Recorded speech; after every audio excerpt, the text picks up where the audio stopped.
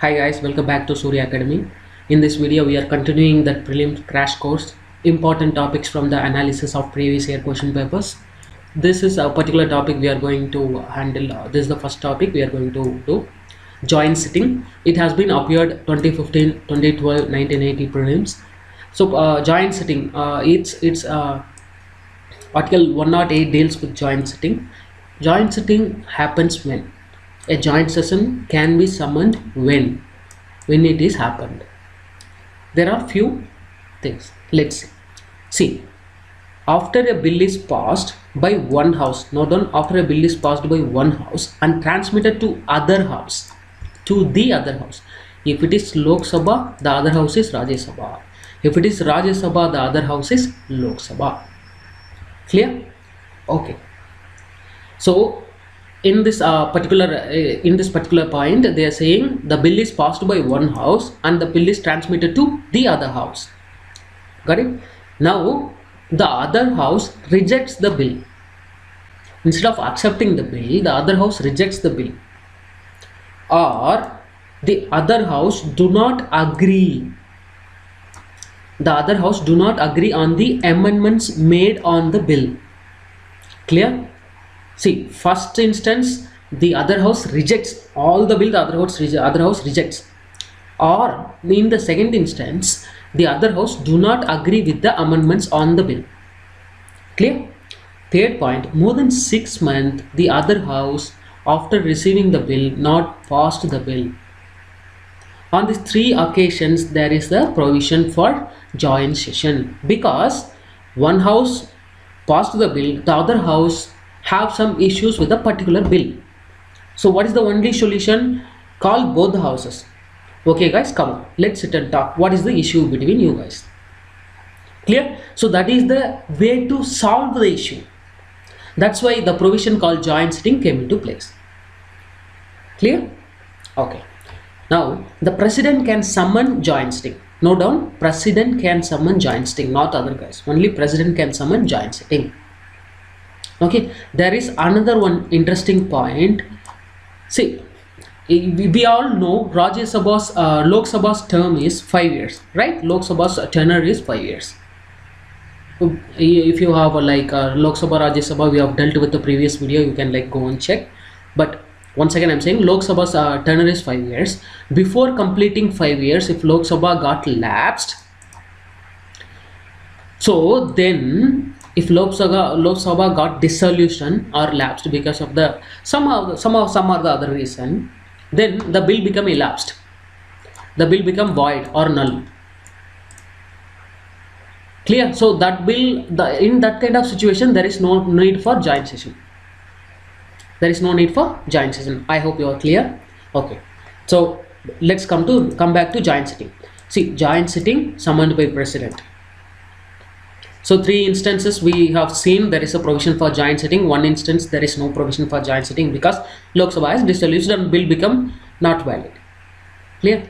So during joint sitting, president presides over joint sitting. President presides over joint sitting. If president is absent, deputy speaker of Lok Sabha. Okay.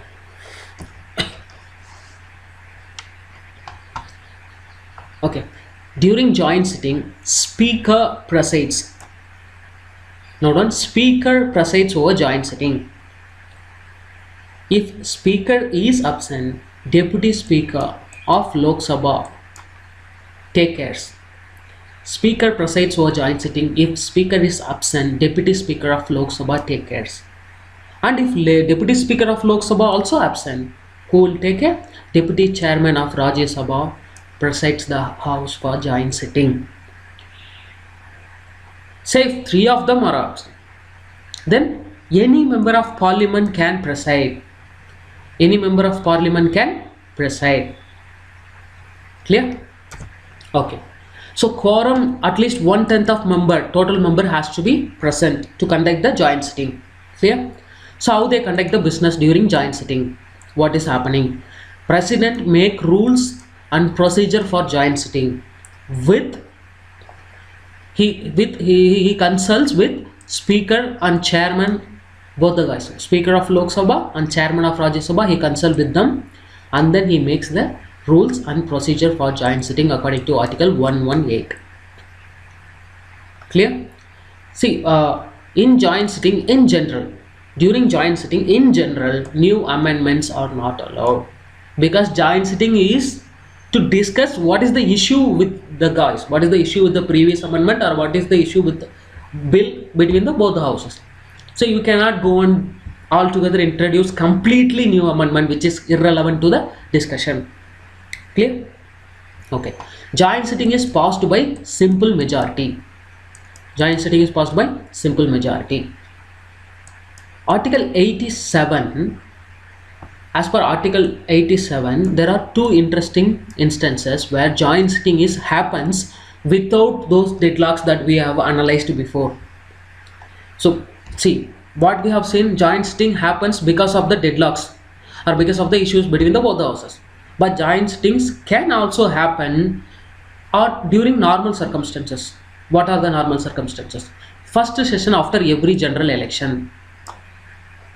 After a general election, first session, so there has been a provision for joint sitting. Also, first session after every year, there has been a provision for joint sitting, where President addresses on the both the houses. Clear? Okay. What are the exceptions to joint sitting? There are exceptions as well. So, no provision for joint sitting on following cases. One is Constitutional Amendment Bill as per Article 368 and Money Bill Article 110. There are no provision for joint sitting on these two cases. Important, very much important, note down. On these two cases, there are no provision for joint sitting. Clear? I hope you clear about this topic, joint sitting. See, joint sitting, Article 108, a joint session can be summoned when three instances: other house reject the bill, amendments made on the bill which is not satisfied by the other house, and of more than 6 months they are not doing anything. I hope you're clear about this topic. Let's move on to another topic. Next topic is money bill. Money bill has been asked 2000, 2003, 13, 1989, etc. It has been an important topic. So let's get into this topic. Article 110 deals with money bill. Okay, what are all the money bill? What provision that makes a normal bill into money bill? Okay, let's see. Imposition, abolition, remission, alteration or regulation of any tax. See, imposing, clear? Imposition, abolition, remission, alteration or regulation of any tax. When it happens in a bill, it comes as a money bill. Clear? Regulation of the borrowing of money by union government. When union government borrows some money, then if there is a regulation for borrowing money of union government, so then that comes as a money bill. Also, when money involves from Consolidated Fund of India, when they try to take money, anything they try to do with Consolidated Fund of India will comes under money bill in general. Okay, see the custody of Consolidated Fund of India. Here, the appropriation of money out of Consolidated Fund of India, declaration of any expenditure on the Consolidated Fund of India, increasing the amount of any such expenditure on the Consolidated Fund of India, the receipt of money from Consolidated Fund of India, everything deals with money bill. So Consolidated Fund of India, if government does anything, mostly it comes under money bill. Clear? Okay. The custody of Consolidated Fund of India or the Contingency Fund of India, the custody who is going to take care.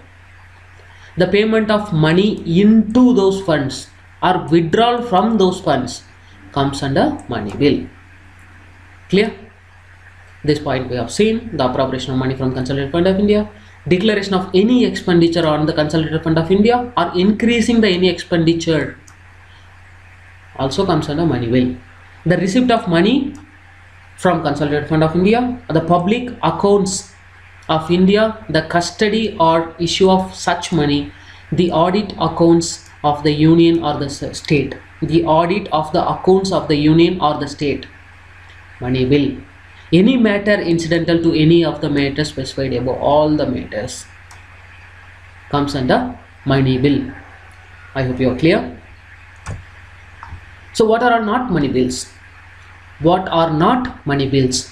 Imposition of fines, other pecuniary penalties. Fines or other pecuniary penalties, not money bill. Demand or payment of fees for licensed. Demand or payment of fees for licensed, or fees for service rendered, or fees for service rendered, not money bills. Demand or payment of fees for licensed or fees for service rendered are not money bill. Also, if a local authority for local purpose imposing any tax, abolition of any tax, remission of any tax, alteration of any tax, regulation of any tax, when local body doing for local purposes, that is not a money bill. Clear? And when it comes to joint sitting, it is also important to know about joint sitting when it comes to money bill. Money bill required only for Lok Sabha approval, so no necessity for joint sitting. Clear? Rajya Sabha have 14 days time period to do whatever they want with money bill. Clear? Rajya Sabha have 14 days time period. The at most Rajya Sabha can do is can make recommendation to the bill, but still Lok Sabha are not required to accept. So there is no necessity for joint sitting. Clear? Okay. Let's move to another topic. Golan Heights. Golan Heights has been an important topic. 2015-1979 they have asked about Golan Heights. Based out of current affairs only they have asked, but still let's just get an initial idea, simple idea of what is Golan Heights. See, Golan Heights belongs to this particular area which is almost bordering around Israel and Syria. Okay, Israel and Syria. There has been a fight for Golan Heights between Israel and Syria, who is the owner of the particular part. Okay, this is internationally recognized as Syrian part. Golan Heights are internationally recognized as Syrian part, generally occupied by Israel. Okay, just look at the map. Lebanon is there here, down Israel is there, and Syria is there, Jordan is there. Okay, just in case, you can check the border of Golan Heights. One side Israel, another side Syria, another side Lebanon, another side Jordan. These are the countries bordering Golan Heights, and here it is a Mediterranean Sea. Okay, Mediterranean Sea is here, and these are all the borders of Golan Heights. So Golan Heights, it's a Syrian territory occupied by Israel, Middle East region. Clear? Okay, let's move to another topic. Indian remote sensing satellites.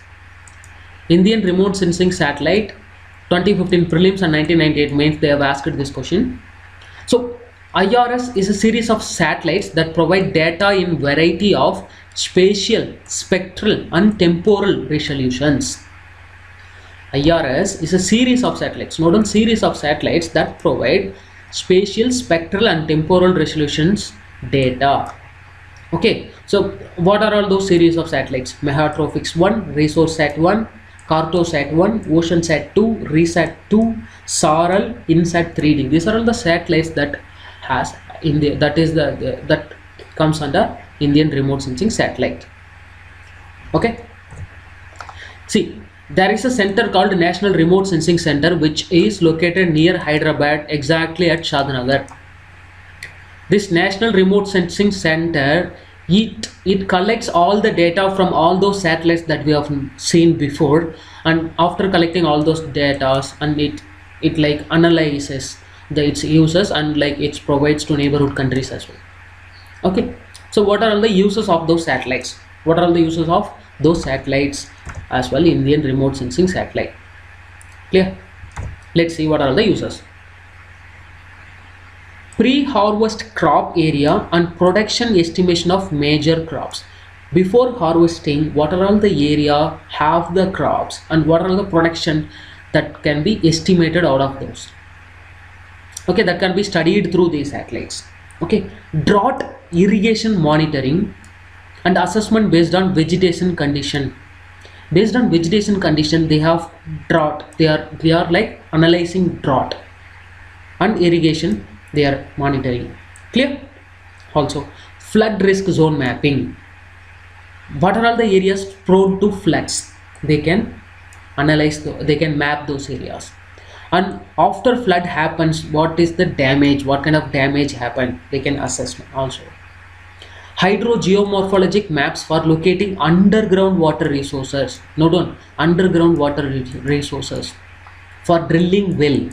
Hydrogeomorphological maps for locating underground water resources for drilling well.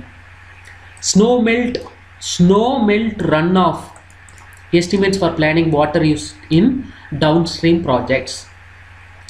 Clear? Snow melt runoff estimates for planning water use in downstream projects. Land use and land cover mapping. Land use and land cover mapping. Urban planning, forest survey, wetland mapping, environment impact analysis, mineral prospecting, coastal studies. These are all the uses for IRSS. Clear? So that megatropics is an interesting thing, so that's why I mentioned separately. This satellite is a collaboration between India and French. It's an Indo-French joint satellites for studying water cycle and energy exchange. Clear? Okay. Let's go into another topic. Basel III. Basel III economic banking section. It's also an important topic, appeared in 2015-2007 prelims. It's a regulatory framework. Basel III is a regulatory framework followed on voluntary basis at global scale. Voluntary basis on global scale. See, voluntary is the key here. Okay, what is the objective of Basel III? To increase the liquidity of banks. Note on increase the liquidity, decrease the bank leverage. Increase liquidity, decrease bank leverage. It was developed in response to the shortcomings in financial regulations exposed during financial crisis 2007-8. So there were a financial crisis during 2007 and 8. So after people analyzed that, then they found out financial regulations, there are some shortcomings. So then they have introduced these Basel regulations, Basel III. Clear? Basel III Accord was developed by Basel Committee on Banking Supervision, BCBS. Developed by Basel Committee on Banking Supervision. It has 45 members. It has 45 members from central banks and bank supervisors from 28 jurisdictions. Clear? Three main pillars of Basel III are minimum capital requirements, leverage ratio, liquidity requirements. Three main pillars. So there are three main pillars of for Basel III: minimum capital requirements, leverage ratio, liquidity requirements. Clear? Okay. So just in case, we are continuing the series for prelims. It's a prelims crash course series. That's why we have to just jump through topics frequently. So you just spend your time, get revised your basics here. Go ahead, attend the exam confidently. Okay, let's move into the next topic. Before that, please do subscribe if you are not, and do comment as well. That will encourage me and our other staffs to do more videos. That way. Now let's see Westerlies.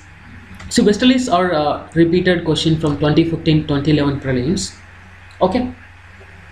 See, when air moves in a definite direction, it is called wind. So Westerlies comes in a geography. When air moves from a definite direction, it's called wind. Okay. See, wind moves from west to east called westerlies, east to west called easterlies. Starting point is the key. West to east, east to west. West to east, westerlies. East to west, easterlies. Clear? Okay. There are winds because of difference of pressure. This is the key point here.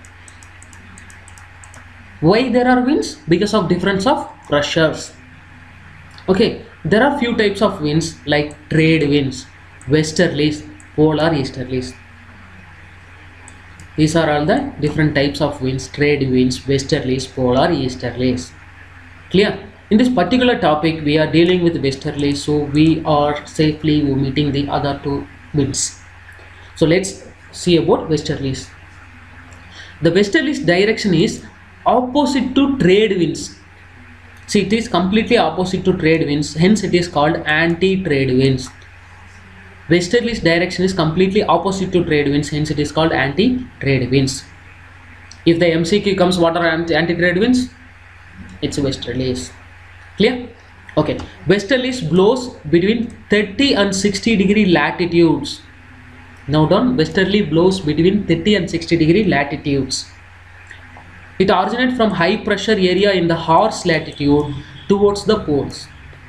Now down, high pressure area from in the horse latitude towards poles. Westerlies. We are studying about westerlies. Under the effect of Coriolis force, they become southwesterlies in northern hemisphere and northwesterlies in southern hemisphere. Coriolis force, important thing which influence the direction. We all know that. So under the influence of Coriolis force, it became southwesterlies in northern hemisphere, northwesterlies in the southern hemisphere. Clear?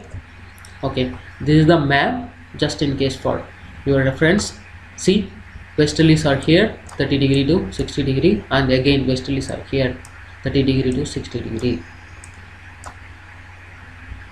Clear? Trade winds are here, polar easterlies are here. Note, westerlies blow much greater force in southern hemisphere. This is the important thing you have to note down, because there are like less land in southern hemisphere compared to northern hemisphere, so westerlies blow much greater force. That's why in southern hemisphere they are called roaring 40s, furious 50s, shrieking 60s, because there is less land. So the westerlies blow much greater force, especially roaring 40s between 40 to 50 degrees south, furious 50s at 50 degrees south, shrieking 60s at 60 degrees south. Clear? Okay. Even ocean currents also influenced by westerlies. So on the particular area, southern hemisphere they are very much fast, on northern hemisphere they are very much weak. Clear? Because of the land influence. So westerlies strongest in the winter hemisphere and at time when the pressure is lower over the poles. Also westerlies weakest in summer hemisphere when the pressure is higher over the poles. Westerlies associated with extratropical cyclones. Westerlies associated with extratropical cyclones. Clear? Okay, let's move into another topic. Next topic is nanotechnology. It has been appeared at 2015-2006 prelims paper. Nanotechnology is manipulation of matter on atomic, molecular and supramolecular scales. Note down, manipulation of matter. That is the key in nanotechnology on atomic, molecular, supramolecular scales. This includes particles of scale 1 to 100 nanometers. Clear? Let's see the uses of nanotechnology, which has been important for this particular topic. So let's see what are they. In electronics, nano RAM, nano optomechanical static RAM are the most important uses. Healthcare and medicine. So this particular portion has been more important when it comes to uses of nanotechnology. So let's see. Detectors for heart attack. Nano detectors for heart attack. Nano chips to check plaque in arteries. Nano carriers for eye surgery and chemotherapy. Diabetic pads for regulating blood sugar levels. Okay. For heart attack, plaque in arteries, for eye surgery, chemotherapy, regulating blood sugar levels. drug delivery through nanoparticles to brain and to check neuro disorders. Clear? Nanosponges are polymer coated with red blood cell membrane. Red blood cell membrane can be used for absorbing toxins and removing them from blood streams. Clear? Nanoflares detects cancer cells in bloodstream. Nanoflares detects cancer cells in bloodstream. Nanopores DNA sequencing for DNA sequencing. These are all the healthcare and medicinal uses. For energy, for a energy sector, the uses of nanotechnology are for solar paints, photovoltaic paints, nano batteries, wind power generations. This kind of energy saving mechanism can be used through nanotechnology. Agriculture, nano fertilizer, hybrid food package. Fertilizer, we can deliver the fertilizer through nanotechnology method, hybrid food package. Also sensors, we can install sensors for pathogens to check pathogens, foodborne pathogens, nano emulsions to reduce bacteria and produce. Clear? So these are all the important uses for nanotechnology. In India, what we are doing? In India, 2007 Government of India launched a 5-year program called Nano Mission. 2007 Government of India launched a 5-year program called Nano Mission. India has published over 2,300 papers in nanoscience. India has published over 2,300 papers in nanoscience. India ranked third. India ranked third in papers published after USA and China, which means world level when it comes to nanotechnology, we are the third. Okay, IIT Madras, they used nanotechnology to decontaminate arsenic from water. To decontaminate arsenic from water, IIT Madras. IIT Delhi engineered self-cleaning technology to be used in the textile industry. IIT Delhi. So these are some achievements, some of the things that relevant to nanotechnology that in India it is happening. So what are all the concerns on nanotechnology in India? See, India spends only fraction of amount compared to China and USA for nanotechnology research. Even PhD papers also very much less compared to other competitors like USA and China. Only 0.2% of patents in this field filed in USA Patents Office from India. Yeah, from India, only 0.2% of patents filed in USA, especially in this. Very few students only take this particular field. When it comes to private sector also, their contributions are very much less. Okay, so I hope you are clear about nanotechnology and their uses, which is very important. Okay, so that's all from we have in this particular topic as well as in this video. So please do subscribe and comment, because if you want more videos, your subscription and comments make more videos. Thank you.